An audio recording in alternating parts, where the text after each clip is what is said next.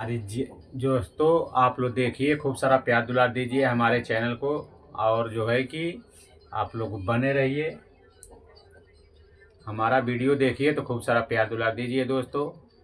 आप लोग से निवेदन है। जेकरे खातिर रोवताड़ा, जेकरे खातिर रोवताड़ा, रोवल बेकार बा। जेकर खातिर रोवताड़ा, रोवल बेकार बा। आ मतलब के बेटा बेटी घर परिवार बा। जेकरे खातिर रोवताड़ा, रोवल बेकार बा। आ मतलब के बेटा बेटी घर परिवार बा। मतलब के बेटा बेटी घर परिवार बा।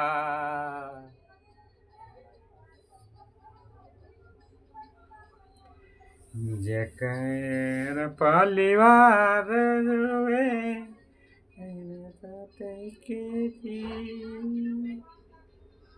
हे समैया मई बदल गईले भाई भाई।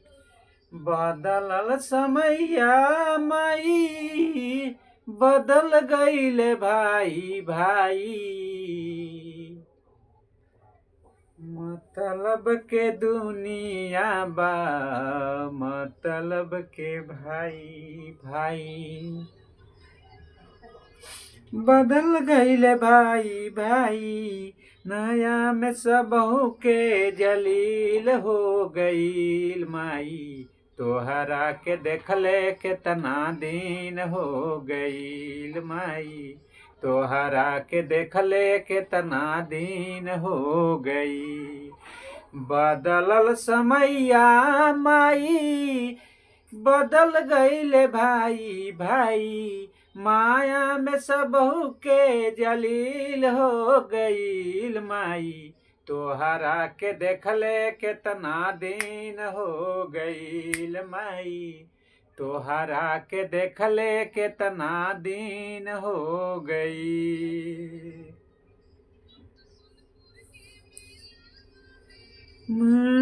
बेरा ये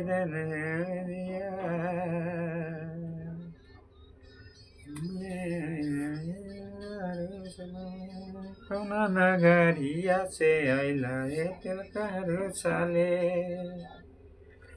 कौना नगरिया से छिनरी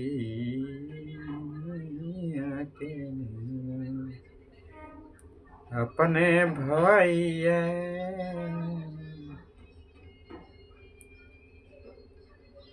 जात रहली धीरे धीरे। नदिया के तीरे हो तीरे।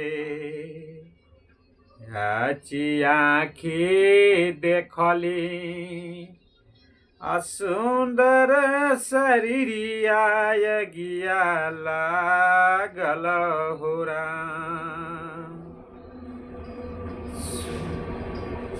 सुंदर शरीरिया गिया लागल हो राम। जात रहनी धीरे धीरे।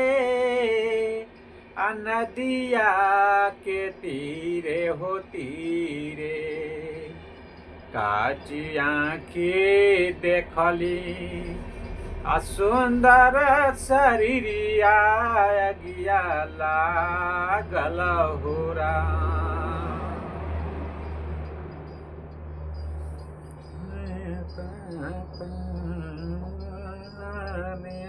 हो सुना।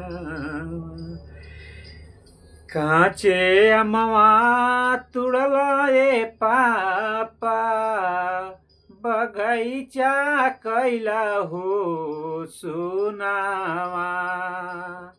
काचे अमवा तुड़ला ए पापा बगैचा कैला हो सुनावा।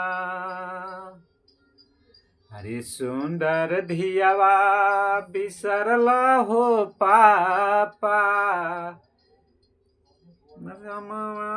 तुड़ला हो पापा गनवा कैला हो सुनावा। अरे सुंदर धियावा बिसरला हो पापाया गनवा कैला हो सुनावा। लाइक कमेंट सब्सक्राइब जरूर करिए, हमारे चैनल को फॉलो जरूर करिए। फिर मिलते हैं नेक्स्ट ब्लॉग वीडियो में, आप लोग बने रहिए दोस्तों।